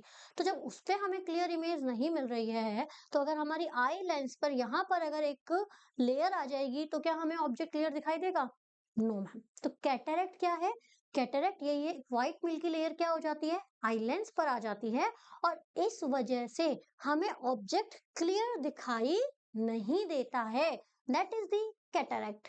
अब इसमें मैडम लेंस कौन सा लगाएं, कॉनकेव उधर यूज कर लिया, कॉन्वेक्स उधर कर लिया, दोनों का मिक्स हमने प्रेस बायोपिया कर लिया। यहाँ कौन सा लेंस है, प्रॉब्लम यही है कि कैटरैक्ट के लिए सिर्फ और सिर्फ एक सोल्यूशन है, और वो है लेजिक सर्जरी। ठीक है, so cataract can be perform removed by performing surgery to restore the clear vision. The crystalline lens of some people in old age become hazy, even opaque due to the development of membranes over it. This defect is called cataract and it leads to decrease, और मतलब अगर बहुत ज्यादा time तक आपने इसको नहीं treat करवाया, जिसको कैटरैक्ट है, तो क्या हो जाएगा, ब्लाइंडनेस भी आ जाएगी। अगर हम इस पे लेयर पे लेयर, लेयर पे लेयर, लेयर पे लेयर चढ़ाते जाएं तो क्या हमें दिखाई देगा, नहीं दिखाई देगा। मतलब ये हुआ कि धीरे धीरे हमारी जो देखने की जो विजन है, जो उसकी क्षमता है, वो धीरे धीरे क्या होती जा रही है, कैपेबिलिटी कम होते जा रही है। तो कैटरैक्ट के लिए एक लेजिक सर्जरी होती है, जिसके थ्रू उस व्हाइट मिल्की लेयर को क्या कर दिया जाता है, रिमूव। जैसे आप अपने कैमरे में क्या करते हो सेल्फी के लिए, camera clear, selfie clear, same वैसे ही वो वहां से क्या हो जाएगा, क्लियर। क्लियर हो गए सारे, पक्का। Myopia, hypermetropia, presbyopia, cataract. Myopia concave lens के थ्रू करेक्ट किया जाता है, हाइपरमेट्रोपिया कॉन्वेक्स लेंस के through, presbyopia bifocal lens, and fourth one is cataract, जिसे क्या करते हैं, जिसे हम रिमूव करते हैं मिल्की लेयर को बाय यूजिंग लेजिक सर्जरी। चलिए, अभी ना यहाँ तक एक पार्ट हमारा कंप्लीट हो गया। मैंने कहा ना स्टार्टिंग में, मैंने क्या बोला था लेक्चर के, हम इस ह्यूमन आई को भी दो पार्ट में पढ़ेंगे, हम एक साथ सारा चैप्टर का नहीं बर्डन लेंगे। पहले आप क्या करो, अपने माइंड में क्लियर कर लो ह्यूमन आई। ह्यूमन आई के लिए टॉपिक मैंने आपको बताया, ठीक है, वो सब टॉपिक अभी हम पढ़ेंगे। पहला ह्यूमन आई, फिर उसके बाद में उसके पार्ट्स, फिर वर्किंग, फिर power of accommodation and defect of vision, defect of vision, defect of eyes में हमने बात कर ही लिया। तो ये सब है हमारा पार्ट ह्यूमन आई का। और चैप्टर का सेकंड नेम क्या था? कलरफुल वर्ल्ड, यही था, human eye and colourful world. अब कलरफुल वर्ड तो यार, कलरफुल वर्ड में देखते ही या सोचते ही एक ही चीज माइंड में आती है, रेनबो। आता है? अभी तो सीजन भी वैसा ही है कि बारिश भी हो रही है, धूप भी आ रही है ना? तो रेनबो होता है, और रेनबो बड़ा प्यारा सा लगता है देखने में, लगता है क्यों? क्योंकि उसमें 7 डिफरेंट कलर होते हैं, और ऐसा लगता है अरे वाह मम्मा देखिए, ये फ्रेंड्स है, कहीं पर भी आप किसी के भी साथ बैठे हो, चाय पी रहे हो, एंड इट्स लाइक अरे वाह रेनबो रेनबो, अच्छा लगता है। क्यों? क्योंकि 7 डिफरेंट कलर्स हमें मिल रहे हैं। और कलर्स किसको प्यारे नहीं लगते? सबको प्यारे लगते हैं कलर्स। तो अभी हम बात करते हैं, यहाँ पर टॉपिक है हमारा refraction of light through a prism.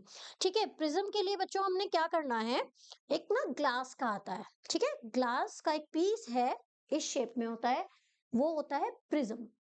अब आपने चैप्टर 1 में देखो, इसीलिए चैप्टर 1 से लिंक है chapter 2। Chapter 1 is a boss, ठीक है, चैप्टर 1 तो पढ़ना ही पड़ेगा। क्यों पढ़ना पड़ेगा? चैप्टर 1 के सारे कॉन्सेप्ट, सारी चीजें यूज आएंगी चैप्टर नंबर 2 में। चैप्टर नंबर 3 है आपका इलेक्ट्रिसिटी, उसके लिए चैप्टर 4 जब आप पढ़ोगे मैग्नेटिज्म, तो मैग्नेटिज्म में भी आपको क्या करना पड़ेगा, इलेक्ट्रिसिटी के कॉन्सेप्ट यूज करने पड़ेंगे। तो 1 एंड 2 भाई भाई, 3 एंड 4 भाई भाई, 1 एंड 2 साथ में पढ़ना, अच्छे से पढ़ना, देन 3 और 4 साथ में पढ़ना, अच्छे से पढ़ना, ठीक है।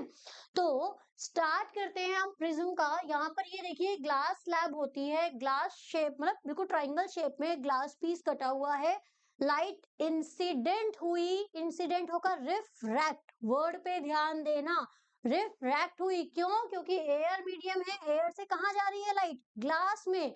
तो लाइट इंसिडेंट हुई, इंसिडेंट होकर रिफ्रैक्ट हुई और वापस से बाहर आ गई है। जो लाइट अंदर जा रही है, इंसिडेंट रे। जो लाइट ग्लास से पास हुई, रिफ्रैक्टेड रे। जो लाइट बाहर निकली है, इमर्जेंट रे। ठीक है, तो ये जो लाइट है हमारी, ये इंसिडेंट है, यहाँ पे हमने इसे क्या किया, ये जो एंगल बन रहा है, ये एंगल कौन सा हो गया? Incident angle. ठीक है, फिर देखिए यहाँ ये लाइट आई, तो ये एंगल जो आर है, ये एंगल दिख रहा है आपको यहाँ पर, ये एंगल कौन सा हो गया? Refracted angle. लाइट इमर्ज हुई, तो इमर्ज होने के साथ इसमें जो नॉर्मल के साथ में यहाँ पे जो बना एंगल, वो हो गया हमारा इमर्जेंट एंगल। इस लाइन को हमने यहाँ पर थोड़ा सा एक्सटेंड किया, इसे भी एक्सटेंड किया, ये इंसिडेंट रे थी, इसको आगे तक एक्सपेंड किया, ये इमर्जेंट रे को आगे तक एक्सपेंड किया, सारी रेस को हमने एक्सपेंड किया। यहाँ पर आपको एक पॉइंट जी मिला, तो ये जो एंगल है, दिस एंगल, इसे हम बोलते हैं एंगल ऑफ प्रिज्म। ठीक है, इसे हम क्या बोलते हैं? Angle of prism. तो यहाँ पर P2E दिख रहा है आपको, point P2E, this is incident ray. E2F, this is refracted ray. F2S, emergent ray. Angle A, angle of prism. Light आपकी डेविएट हुई, देखो अगर वो सीधी सीधी जानी चाहिए थी ना, ठीक है, इंसिडेंट हुई है तो बिल्कुल स्ट्रेट ही जानी चाहिए थी, लेकिन नहीं जाएगी। क्यों नहीं जाएगी? क्योंकि एक मीडियम एयर है, सेकंड मीडियम क्या है? ग्लास है, तो वो क्या हो गई? डेविएट हो गई है। तो यहाँ पे एंगल आपका डेविएशन एंगल मिला हमें। कितने एंगल पे इमर्ज हुई, कितने एंगल पे वो डेविएट हुई यहाँ पर? तो वो एंगल होता है आपका एंगल ऑफ डेविएशन, जो कि मिलता है किस किस के बीच में? यहाँ पर G2H के बीच में हमें मिलता है एंगल ऑफ डेविएशन। इसे आप किसी बुक में आपको ये ऐसे भी मिलेगा, डेल्टा में भी, ठीक है, इसे डेल्टा की फॉर्म में भी लिख सकते हैं और इसे डी की फॉर्म में भी लिख सकते हैं, एंगल ऑफ डेविएशन। तो यहाँ पे ये आपको क्लियर हो गया, refraction through a prism. Prism के थ्रू क्या होता है? नॉर्मली हम व्हाइट लाइट एंटर करते हैं, व्हाइट लाइट एंटर करने के बाद हमारी लाइट जो है वो 7 डिफरेंट कलर में क्या हो जाती है? 7 डिफरेंट कलर में स्कैटर्ड हो जाती है, तो इसे बोलते हैं डिस्पर्शन। और वो अभी हम आगे पढ़ेंगे। यहाँ ये जो टर्मिनोलॉजीज हैं ये क्लियर हो गई। Angle of prism, this is the incident ray, refracted रे, इमर्जेंट रे। इमर्जेंट रे के साथ में जो एंगल बना, इमर्जेंट एंगल। रिफ्रैक्टेड रे के साथ में जो एंगल बना, रिफ्रैक्शन एंगल। इंसिडेंट रे के साथ में जो एंगल बना, इंसिडेंट एंगल। ठीक है, तो यहाँ हमने यही डेफिनेशंस लिखी हुई हैं। डेफिनेशन क्या है? The angle between the emergent रे and the incident ray is called the angle of deviation. Definition learn करनी है आपको। Angle of deviation is angle through which incident ray is turned. By the prism while passing through it. मैंने बोला ना incident ray आपकी क्या हुई, turn हुई। तो वो टर्न हुई तो किसके थ्रू हुई, एंगल ऑफ डेविएशन। तो उसे जो जिस एंगल पे हुई उस एंगल को हम बोलते हैं एंगल ऑफ डेविएशन। सो अगर किसी आप चाहें तो ये दोनों लाइन लिख सकते हैं, आप चाहें तो ये भी लिख सकते हैं, एंगल बिटवीन द इमर्जेंट रे and the direction of incident ray is called the angle of deviation. ठीक है, डेफिनेशन आती है एग्जाम में, सो दैट्स व्हाई डेफिनेशन अलग से क्लियरली आपके लिए लिखी है यहाँ पर मैंने। और ये डायग्राम आपको वापस क्लियर समझ आ रहा होगा। इंसिडेंट रे, यहाँ अब ये एंगल ऑफ डेविएशन है, ये एंगल ऑफ डेविएशन में दिस इज द डेल्टा 1 या डेल्टा 2, आप D1 D2 भी लिख सकते हैं। रिफ्रेक्टेड हो रही है लाइट तो R1 और R2, और ये एंगल कौन सा हो गया हमारे पास में, इमर्जेंट एंगल। यहाँ ये जो एंगल है ये क्या है आपका, ये है एंगल ऑफ प्रिज्म। तो एंगल ऑफ प्रिज्म मिला कैसे, एंगल ऑफ प्रिज्म को डिटर्मिनेशन क्या हुआ, मिला कैसे, इंसिडेंट रे को ना आगे थोड़ा सा फॉरवर्ड कर दीजिए, इमर्जेंट रे को भी फॉरवर्ड कर दीजिए। ये कहाँ पॉइंट पे मिले, M पॉइंट पर। तो ये जो आपका जिस पॉइंट पर ये यहाँ मिल रहा है ये है हमारा एंगल ऑफ प्रिज्म। और जिस पॉइंट पर लाइट हमारी क्या हो रही है, डेविएट हो रही है, जिस पॉइंट पर लाइट हमारी क्या हो रही है, डेविएट हो रही है, उसे हम क्या बोलेंगे, एंगल ऑफ डेविएशन। क्या बोलेंगे, अभी लिखा ना हमने डेफिनेशन, एंगल ऑफ डेविएशन। कोई प्रॉब्लम यहाँ तक क्लियर है? ठीक है, ये डायग्राम प्रॉपर बनाना है, याद करना है, बहुत काम का है, इंपॉर्टेंट है। सो इनकेस अगर हम बात करते हैं किसी भी प्रिज्म में, तो यहाँ मीडियम कौन सा हुआ, डेंसर मीडियम। डेंसर मीडियम से लाइट कहाँ गई, रेयर मीडियम में, और रेयर मीडियम से वापस कहाँ आ गई, डेंसर मीडियम में। So, if the refractive index of the material of prism is less than the refractive index of the material of the surrounding, the emergent ray may bend away from the base of the prism. अगर यहाँ पे ये जो medium है जहां से light enter हो रही है वो एंटर हो रही है आपकी डेंसर से, तो जब वो एंटर करेगी रेयर मीडियम में तो वो अब क्या हो जाएगी, अवे हो जाएगी। वो क्या हो जाएगी, अवे हो जाएगी। किससे अवे हो जाएगी, यहाँ पर जो इमर्जेंट रे है, इमर्जेंट रे band away from the base of the prism. ये इसका बेस था लेकिन ये इससे कहाँ चली गई, अवे चली गई है, दूर चली गई है। And that is the reason कि डेंसर रेयरर एंड डेंसर, यहाँ किसका रीजन है, क्योंकि यहाँ रिफ्रैक्टिव इंडेक्स जो है मटेरियल का वो क्या है, वो लेस है, किससे, सराउंडिंग से, किससे, सराउंडिंग से। ठीक है, रिफ्रैक्टिव इंडेक्स आपको पता है ना, रिफ्रैक्टिव इंडेक्स को हम किससे डिनोट करते हैं, म्यू से। ठीक है, अगर हम बात करते हैं एब्सोल्यूट रिफ्रैक्टिव इंडेक्स की तो वो हो जाएगा speed of light in vacuum. ठीक है, हम किसकी फॉर्म में ले रहे हैं, speed of light in vacuum to the, हम रेशियो ले रहे हैं यहाँ पे speed of light in medium 2। Medium 1 अभी अगर हमारे पास में क्या है, मीडियम 1 वैक्यूम है, तो वहां हो जाएगा आपका C। तो फॉर्मूला क्या होता है, इसीलिए mu is equal to C/V। पढ़ा है आपने ऑलरेडी रिफ्रैक्टिव इंडेक्स में। ठीक है, तो ये रिफ्रैक्टिव इंडेक्स, और इन केस अगर हमारे पास यहाँ पर C नहीं है, रिलेटिव है, वैक्यूम नहीं है, तो उसे हम क्या लिख देंगे, V1/V2। क्या लिख देंगे, V1/V2। कोई प्रॉब्लम क्लियर है यहाँ तक? चलिए, सो एक्चुअली कौन कौन से फैक्टर्स हैं जो एंगल ऑफ डेविएशन पे डिपेंड करते हैं। First, angle of incidence. Second, material, wavelength, angle of prism, angle of prism, angle A. ठीक है, तो ये चार फैक्टर है, angle of incidence, material, wavelength and angle of prism, जो कि क्या करते हैं, डिपेंड करते हैं किस पे, के एंगल ऑफ डेविएशन के फैक्टर्स हैं। कोई प्रॉब्लम है यहाँ तक, क्लियर हो गया? अब आ गया है हमारा फेवरेट, डिस्पर्शन ऑफ लाइट। यहाँ दो वर्ड है, पहला वर्ड है डिस्पर्शन ऑफ लाइट और सेकंड वर्ड है स्कैटरिंग ऑफ लाइट। कंफ्यूज मत होना, दोनों अलग अलग हैं। ठीक है, so what is dispersion of light, the phenomena of splitting of white light into 7 consequent colors, wave gear, violet, indigo, blue। ठीक है, वेब ग्योर, ये मैं लिख देती हूँ यहाँ पे ना, आपको क्लियर हो जाएगा। ये रहा, यहाँ पे मेंशन किया हुआ है ऑलरेडी, देखिए इधर, violet, indigo, blue, green, yellow, orange, red. ठीक है, सो देट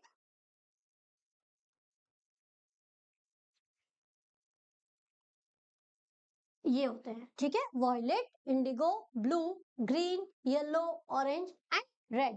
तो व्हाइट लाइट कन्वर्ट हो जाती है, व्हाइट लाइट एंटर हुई, रिफ्रैक्ट हुई, उसके बाद डिस्पर्स हुए 7 डिफरेंट कलर्स में। So the phenomena of splitting of white light into 7 consecutive colour, that is called dispersion of light. And इसकी डिस्कवरी किन्होंने की थी? इनकी डिस्कवरी की थी द ग्रेट फिजिसिस्ट हमारे न्यूटन सर ने। सो if an object absorb light of all color and reflects none, सारी light तो उसने एब्जॉर्ब करी लेकिन उसने कुछ भी रिफ्लेक्ट नहीं किया, तो क्या दिखेगा? ब्लैक कलर, ठीक है। और अगर object light if an object reflect light of all colour it appears white when seen in white light. When we talk of colour of an object we refer to its colour as a white light. मतलब basically ना, मैं आपको एक बहुत basic सा example देती हूँ। आप लीजिए यहाँ पे ट्रांसपेरेंट लाइट या व्हाइट लाइट, ठीक है। तो ट्रांसपेरेंट लाइट या व्हाइट लाइट जब एंटर होती है तो वो क्या हो जाती है? 7 डिफरेंट कलर्स में ट्रांसमिट हो जाती है। बट अगर उसने क्या किया, लाइट तो एंटर हुई लेकिन उसने सारी लाइट को एब्जॉर्ब कर लिया, बाहर इमर्ज ही नहीं किया, तो क्या दिखाई देगा? ब्लैक, ठीक है। सो हमने वही पॉइंट यहाँ पर लिखा है। A rose will appear black in green light. पता था आपको कि रोज ब्लैक अपीयर होता है ग्रीन लाइट में? बताइए क्यों? क्वेश्चन तो आएगा कि बताइए क्यों होता है ऐसा। So because there is no red component in the light and it will not reflect any light. वहां पर कोई रेड कंपोनेंट ही नहीं मिला उसे। उसे आपने लाइट कौन सी दी है? ग्रीन। आपको उसे कोई रेड कंपोनेंट ही नहीं मिला तो क्या होगा? कोई रेड कलर की लाइट वो रिफ्लेक्ट ही नहीं करेगा। Hence no light will come from the rose. Rose की साइड से कोई लाइट नहीं आई। Similarly, a green leaf is seen in red light, it appeared black. और अगर हम हरी पत्ती को देखेंगे तो वो भी क्या होगी? आपको रेड लाइट में कैसे दिखाई देगी? ब्लैक दिखाई देगी। ऐसे ही एक और एग्जांपल आप ले सकते हो। If a white flower is seen in red light it appear red because a white object reflect all the colour. लेकिन अगर आप बात करते हो व्हाइट की सॉरी, वो आप बात करते हो यहाँ पे व्हाइट की, तो व्हाइट फ्लावर आपको क्या होगा? रेड लाइट में कैसा दिखाई देगा? आपको बिल्कुल क्लियर दिखाई देगा, बिकॉज व्हाइट लाइट क्या करती है? व्हाइट लाइट कन्वर्ट करती है सारे कलर्स को। ये डिफरेंट डिफरेंट कलर्स हैं, इन डिफरेंट डिफरेंट कलर्स को क्या करती है? रिफ्लेक्ट करती है। अब यहाँ पे आपको एक चीज क्लियर नजर आ रही होगी, वो है हमारे पास क्या? कलर। कलर कौन कौन से हैं? Violet, indigo, blue, green, yellow, orange, red. ये इसकी क्या हो गई है? फ्रीक्वेंसी। और ये क्या हो गई है? वेवलेंथ। आपको यहाँ पे टेबल में एक चीज बहुत अच्छे से क्लियरली समझ में आ रही होगी, वो क्या है कि रेड कलर की जो वेवलेंथ है वो सबसे ज्यादा है और वायलेट कलर की जो वेवलेंथ है वो कम है। लेकिन बात की जाए फ्रीक्वेंसी की, तो फ्रीक्वेंसी किसकी ज्यादा है? वायलेट कलर की। और फ्रीक्वेंसी किसकी कम है? रेड कलर की, ठीक है। तो क्लियर हुआ आपको? ये समझ आया क्या हम समझाना चाह रहे हैं? चीजें क्लियर हुई? So this is dispersion take place because light of different colour have different speed in a medium, therefore the refractive index of the glass is different for different color of light. When white light incident on the first surface of a prism it enters और 7 different colors में वो क्या हो जाती है? Deviate हो जाती है। और बिकॉज रेड लाइट हमारे पास क्या होती है? रेड लाइट की वेवलेंथ कैसी होती है? रेड लाइट की वेवलेंथ हमारे पास ज्यादा होती है, इसलिए रेड लाइट आपको सबसे ज्यादा ऊपर की तरफ दिखाई देगा और वायलेट कलर हमें नीचे की तरफ दिखाई देगा। तो अगर क्वेश्चन आता है माइंड में आपके, मैम रेड कलर ही ऊपर क्यों है, हम इसको ऐसा ही क्यों लिख रहे हैं, ऐसा भी तो कर सकते थे ना, तो उसका रीजन है ये टेबल, ये वेवलेंथ। क्योंकि सबसे ज्यादा वेवलेंथ किसकी है? रेड कलर की। समझ आ गया डिस्पर्शन? अब देखिए, बैठे बैठे हम ट्राई तो करते ही हैं। प्रिज्म हमने पढ़ लिया, प्रिज्म हमें पता चल गया, angle of deviation, angle of prism, emergent रे, इमर्जेंट एंगल, सब हमारे माइंड में क्लियर हो गया। डिस्पर्शन भी क्लियर हो गया, ठीक है, कि कलर को क्या करना है? व्हाइट लाइट एंटर करेंगे 7 डिफरेंट कलर मिलेंगे। एक एग्जाम्पल किया बैठे बैठे, क्या किया? 2 प्रिज्म थे, उन प्रिज्म को हमने रिकम्बाइन कर दिया, ठीक है। जैसे कि यहाँ पर अभी हम कर रहे हैं ना रिकॉम्बिनेशन, एक प्रिज्म ये है और ऑपोजिट साइड में सेकंड प्रिज्म को हमने ऐड कर दिया, काइंड ऑफ पास में रख दिया। अब यहाँ स्क्रीन 1 है और यहाँ स्क्रीन 2 है, तो जैसे ही इस पर लाइट एंटर हुई, जैसे ही इस पर लाइट एंटर हुई, व्हाइट लाइट ये क्या हुई, रिफ्रैक्ट हुई, रिफ्रैक्ट होने के बाद इमर्ज हुई, वो जो इमर्जेंट रे है वो ही सेम एंटर हुई और वापस किस में कन्वर्ट हो गई, व्हाइट लाइट में। मतलब वो 7 डिफरेंट कलर में नहीं हुई है, 7 डिफरेंट कलर में वो इमर्ज नहीं हुई है। क्यों नहीं हुई है, क्योंकि उसे क्या मिला, उसे यहाँ पर मिला कि व्हाइट लाइट थी, विबग्योर में कन्वर्ट हुआ, विबग्योर तक गया, लेकिन जैसे ही P2 पे हमने देखा, इसे ही हम बोलते हैं क्या, रिकॉम्बिनेशन स्क्रीन, इसे ही हम क्या बोलते हैं, रिकॉम्बिनेशन प्रिज्म। इसका प्रिज्म का नेम है रिकॉम्बिनेशन प्रिज्म, ठीक है। और इसे हम क्या बोलते हैं, इसे हम बोलते हैं डिसअपियरिंग प्रिज्म, ठीक है। So this is the first prism P1, this is the second prism P2, जहां पे व्हाइट लाइट एंटर हुई, वो हुई कन्वर्ट है विबग्योर में, लेकिन विबग्योर से वो वापस से क्या हुई, जब वो विबग्योर वापस कन्वर्ट हुआ तो वापस किसमें बना, व्हाइट लाइट में। भाई गेम चल रहा है, देखो इसमें कहीं कोई दिक्कत नहीं है, white light VIBGYOR, VIBGYOR white light, white light VIBGYOR, VIBGYOR white light. So ये है हमारा रिकॉम्बिनेशन प्रिज्म। तो स्क्रीन पर हमें वापस, जो हमने इस स्क्रीन पे देखा और वहां पे जब हमने देखा, तो लाइट हमें कैसी मिली, लाइट हमें मिली यहाँ पर कैसी, बिल्कुल व्हाइट लाइट। देखो एनसीईआरटी में भी हमारे ना इतना ही है, मैं आपको सिर्फ टॉपिक बता रही हूँ, आगे आप डिटेल में पढ़ेंगे।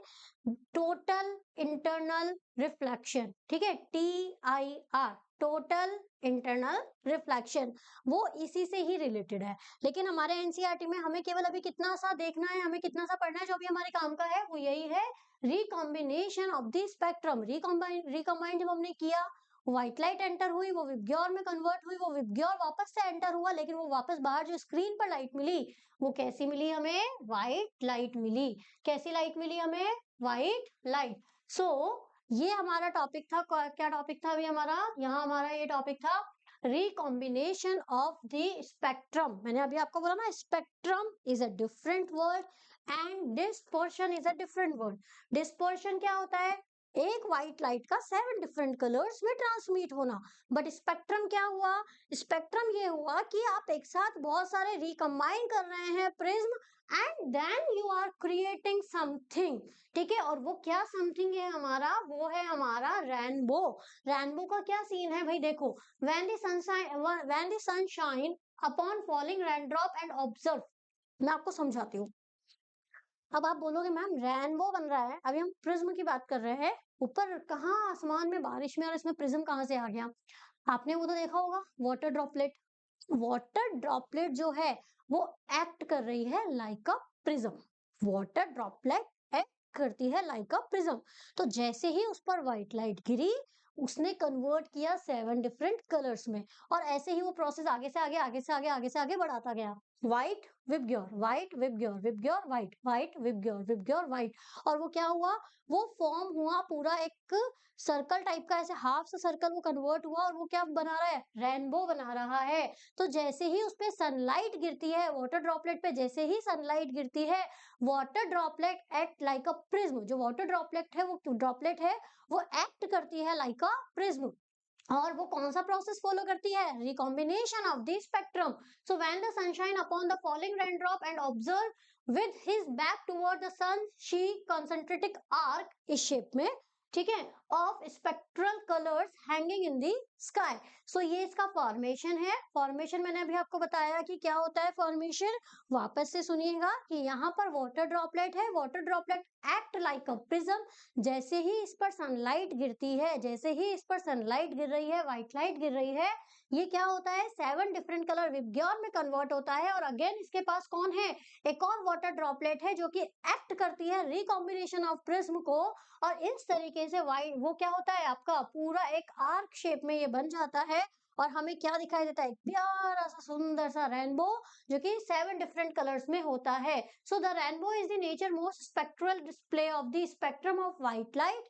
The required condition of the appearance of the phenomena are that sun be shining in one part of the sky and the rain, दोनों होना चाहिए, कंपलसरी है, ठीक है। एक तरफ से क्या होनी चाहिए, सनशाइन, और एक तरफ से क्या होनी चाहिए, रेन होनी चाहिए। तो हमें क्या मिलता है, हमें मिलता है रेनबो, ठीक है। ये देखिए, सनलाइट आई, सनलाइट क्या हुई, ड्रॉप हुई, ये वाटर ड्रॉपलेट है, रेन ड्रॉपलेट है, और ये जैसे ही व्हाइट लाइट कन्वर्ट हुई किसमें, 7 डिफरेंट कलर्स में, और उसने एक आर्क शेप में क्या बना लिया, रेनबो बना लिया।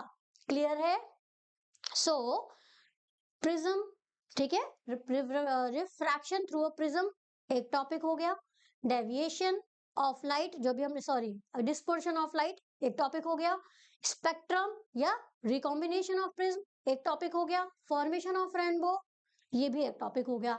अब आते हैं हम एटमॉस्फेरिक रिफ्रैक्शन पे, और बच्चों ये लास्ट टॉपिक है हमारा एटमॉस्फेरिक ऑफ रिफ्रैक्शन इस चैप्टर का। इसके बाद जो इसमें टॉपिक्स है ना, वो सब क्या है, वो सब इसके एप्लीकेशंस हैं, डेली लाइफ ऑफ एग्जांपल है। आपको बहुत अच्छे से समझना है क्या, एटमॉस्फेरिक रिफ्रैक्शन क्या होता है। The atmosphere around the earth has thick layer of air. Atmospheric, atmosphere है, बहुत सारे डस्ट पार्टिकल है, गैस है, प्रेशर लग रहा है, एटमॉस्फेरिक प्रेशर भी। तो atmosphere around the earth has thick layer of air that do not have the same temperature, नहीं होता है, सब जगह अलग अलग होता है। So the refraction of light causes the by the earth atmosphere is called atmospheric refraction. और इस वजह से एटमॉस्फेयर के थ्रू जो रिफ्रैक्शन हो रहा है, लाइट आपकी यहाँ पर क्या हुई, यहाँ मीडियम हमने ले लिया एयर, लेकिन एटमॉस्फेयर में जाके उसके लिए वो क्या हो गया, एज अ मीडियम टू, समझे, एटमॉस्फेयर में वो मीडियम चेंज हो गया। सो दैट्स व्हाई वहां पे रिफ्लेक्शन नहीं हो रहा है, वहां क्या हो रहा है, रिफ्रैक्शन। क्या हो रहा है, रिफ्रैक्शन। रिफ्रैक्शन कब होता है, जब दो डिफरेंट मीडियम होते हैं। रिफ्लेक्शन कब होता है, जब सेम मीडियम होता है। तो यहाँ पर अभी हमने इसीलिए लिखा, ये पॉइंट हमारा इसीलिए कि थिक लेयर है ऑलरेडी, जिसका टेम्परेचर भी सेम नहीं है, तो वो एज एक्ट कर रहा है सेकेंड मीडियम के थ्रू, तो वहां पर लाइट क्या हो जाती है, रिफ्रैक्ट हो जाती है। और एटमॉस्फेयर के थ्रू जो हो रहा है उसे हम क्या बोलते हैं, एटमॉस्फेरिक रिफ्रैक्शन। सो अगर हम बात करें कि एपेरेंट स्टार पोजीशन, जब स्टार की एक्चुअल पोजीशन ये है, लेकिन एपेरेंट पोजीशन आपकी क्या हो जाएगी, ये स्टार, ठीक है, एपेरेंट स्टार पोजीशन क्या है ये, लेकिन हमें दिखाई कौन सा देता है ये, क्यों, क्योंकि रिफ्रैक्ट हो गई लाइट, क्या हो गई है, रिफ्रैक्ट हो गई है। व्हेन लाइट एंटर्स, जब अपने पाथ से एंटर कर रही है, लेकिन वो अपने पाथ पर क्या हो जाती है, बैंड हो जाती है। पढ़ा है आपने ना, ठीक है, ये चीज आपने देखी भी होगी, पढ़ी भी होगी कि लाइट है हमारी, ये नॉर्मल है, लाइट एंटर हुई, एंटर होकर वो क्या हो गई, रिफ्रैक्ट हो गई। This is the incident ray and this one is the refracted रे। ये इंसिडेंट रे है हमारी, ये कौन सी रे है, ये है रिफ्रैक्टेड, रिफ्रैक्टेड रे, ठीक है। यहाँ ये क्या है हमारे पास में, यहाँ पे ये हमारे पास में मीडियम है, एक सरफेस है, ये नॉर्मल है जिसे हम एन और एन डैश ले रहे हैं। तो लाइट हमारी रिफ्रैक्ट हुई, यहाँ पर एक एंगल बना, और ये लाइट हमारी यहाँ पर क्या हो गई, रिफ्रैक्ट हो गई। बिकॉज यहाँ क्या है, यहाँ है मीडियम वन, और यहाँ क्या है, यहाँ है मीडियम टू, यहाँ है मीडियम वन और यहाँ क्या है, मीडियम टू। तो एटमॉस्फेरिक रिफ्रैक्शन क्या हुआ, एटमॉस्फेरिक रिफ्रैक्शन में लाइट इंसिडेंट हुई, लेकिन इंसिडेंट होने के बाद वो रिफ्रैक्ट हो गई। तो रिफ्रैक्ट हो गई, तो जो उसकी एक्चुअल पोजीशन थी, वो एक्चुअल पोजीशन तो आपकी क्या रह गई, ये हो गई ना इंसिडेंट रे। तो सेम वही केस यहाँ पर हुआ है कि जो स्टार है, apparent star position due to the atmospheric refraction is also the reason of atmospheric refraction. Why twinkling stars exam में आता है, इंपॉर्टेंट है, ठीक है, कि क्यों स्टार जो है वो ट्विंकल करते हैं। तो बिकॉज ऑफ द आंसर क्या आएगा, एटमॉस्फेरिक रिफ्रैक्शन, एटमॉस्फेरिक रिफ्रैक्शन की वजह से ही करते हैं। The starlight on entering the earth atmosphere undergoes refraction continuously before it reaches the earth. So that's why atmospheric refraction occur in a medium of gradually changing refractive index. और इसीलिए refractive index gradually क्या होता रहता है, changes होते रहते हैं उसके अंदर, और स्टार हमारा क्या होता है, हमें शो करता है ट्विंकल होते हुए। प्लेनेट डू नॉट ट्विंकल, ये भी इंपॉर्टेंट है, क्वेश्चन एनसीईआरटी में पीवाईक्यूज में आया हुआ है कि क्यों, क्योंकि the apparent size of stars is very small as compare to the apparent size of planet. और यहाँ क्या होता है, the variable atmospheric condition are unable to create variation in light flux from planet entering our eyes and thus planet do not twinkle।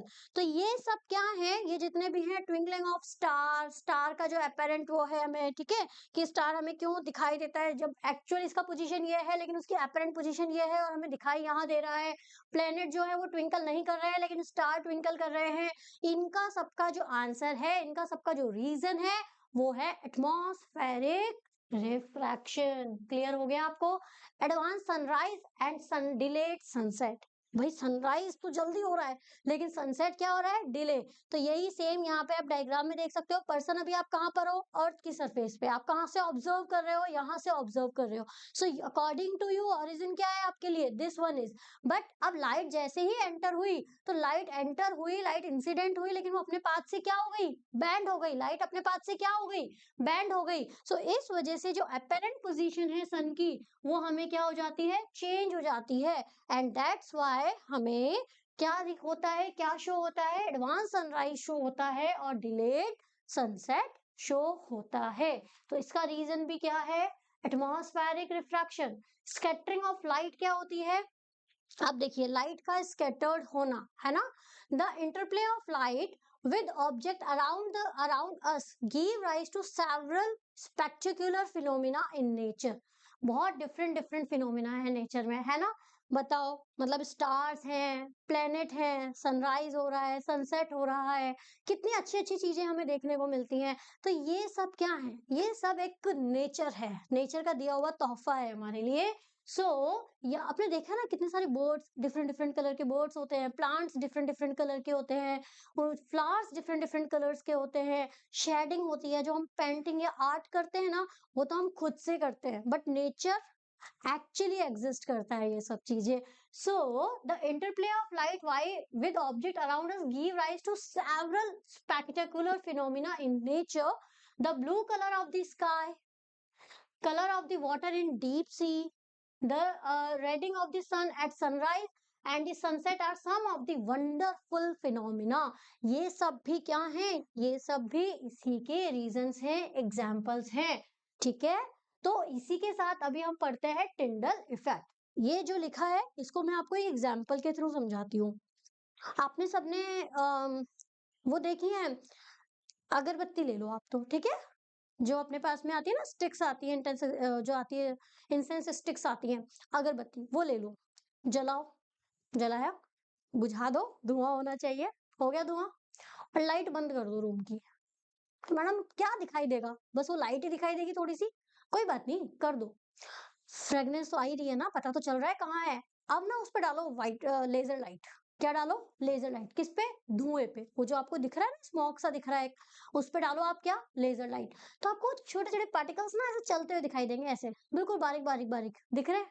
कभी आप window पे बैठे हुए हो, ऐसे मॉर्निंग, बिल्कुल मॉर्निंग वाली जो लाइट आती है ना, तो आपको वहां से ऐसे डस्ट पार्टिकल दिखाई देते होंगे, आते आते आते आते आते आते, यस दिखाई देते हैं। बड़ा फील कर रहे हो तुम लोग इन चीजों को, है ना, जो चीजें, क्योंकि फिजिक्स क्या है, फिजिक्स है डेली लाइफ ऑफ एग्जाम्पल। जितना डेली लाइफ से कनेक्ट करोगे फिजिक्स बहुत इजी होगी। और ये जो सेकंड चैप्टर है हमारा, ये तो जो इसका सेकंड वाला पार्ट है वो तो है ही daily life of example.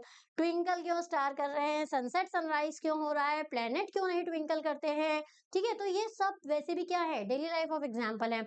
Sky का कलर ब्लू ही क्यों है, तो ये सब क्या है, डेली लाइफ ही तो है। तो अगर हम बात करते हैं टिंडल इफेक्ट की, तो the earth atmosphere is a heterogeneous mixture of minute particle.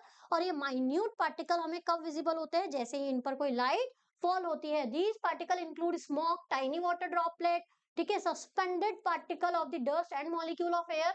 When a beam of light strike, मैंने बोला ना अभी क्या करना है, हमें एक लेजर लाइट डालनी है। तो जैसे ही लेजर लाइट डालते हैं उसका पाथ हमें क्या हो जाता है, विजिबल हो जाता है। और जो पाथ विजिबल हो रहा है, इस पाथ को ही क्या कहा जाता है, टिंडल इफेक्ट। टिंडल इफेक्ट का प्रैक्टिकल आप करके देखिएगा, सारी चीजें आपके पास अवेलेबल होंगी वैसे भी। तो कौन कौन से फिनोमिना बेस्ड हैं स्कैटरिंग ऑफ लाइट पे, पहला है colour of the clear sky is blue, the cloud appear white at sunrise और sunset, the sun appears reddish, red colour का, sun looks white at noon and danger signals are red. ये सब phenomena है किसके, scattering of light के। Clear हो गया आपको स्कैटरिंग ऑफ लाइट, कोई प्रॉब्लम तो नहीं। यही सेम अब हमारे पास कुछ एग्जांपल्स हैं, मैं आपको इनके डायग्राम्स दिखाती हूँ कि यहाँ पर है आपके पास कलर ऑफ द सन। क्या होता है colour of the sun at sunrise and sunset? Sunset, sunrise और सनसेट के टाइम पे जो कलर है सन का वो क्या होता है, क्यों अपीयर होता है, उसके पीछे भी क्या रीजन है? Scattering of light. ठीक है, और ये सब किसके एग्जाम्पल है? Sun looks white at noon because of the scattering of light. Clouds are generally white because of the scattering of light। समझ आया आपको? ठीक है, तो सबका आंसर क्या है हमारे पास? सबका आंसर है स्कैटरिंग ऑफ लाइट। अब देखो बच्चों, अगर हम है ना इस पार्ट को थोड़ा सा एक शॉर्ट में पूरा पूरा जो चैप्टर अभी अब तक अपन ने पढ़ा है इसको एक समराइज करते हैं। क्या करते हैं? समराइज करते हैं। समराइज कैसे कर रहे हैं हम? समराइज कर रहे हैं हम कि सबसे पहला पार्ट जो हमें पढ़ना है वो क्या पढ़ना है? पहला हो गया हमारा ह्यूमन आई। ठीक है, पहला क्या हो गया? ह्यूमन आई, जिसमें हमने क्या पढ़ा कि आपको कोई भी ऑब्जेक्ट कैसे दिखाई देता है ना। फिर आ जाएगा आपका पार्ट्स ऑफ आई। सारे पार्ट्स हमने पढ़ लिए हैं। ठीक है, पार्ट्स ऑफ आई के बाद आता है हमारा topic working of eye. Working of eye हमने पढ़ लिया है। ठीक है, आपको वर्किंग पूरी इसकी क्लियर पता है। जब आपका ये हो जाए complete working of eye, then आप पढ़िएगा क्या? Power of accommodation. Power of accommodation. ठीक है, और जब पावर ऑफ अकोमोडेशन हमारा कंप्लीट हो गया फिर हम पढ़ेंगे क्या? Defect of I.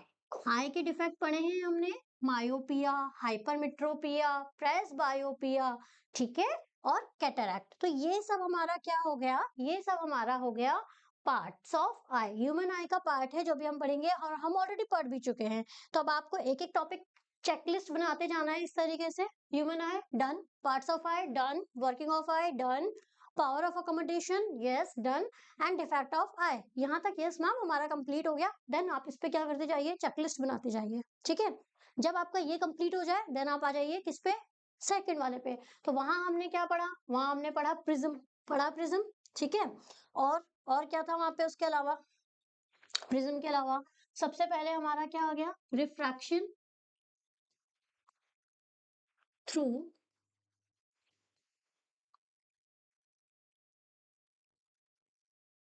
प्रिज्म। यही है फर्स्ट हमारे पास क्या हो गया? Refraction through a prism.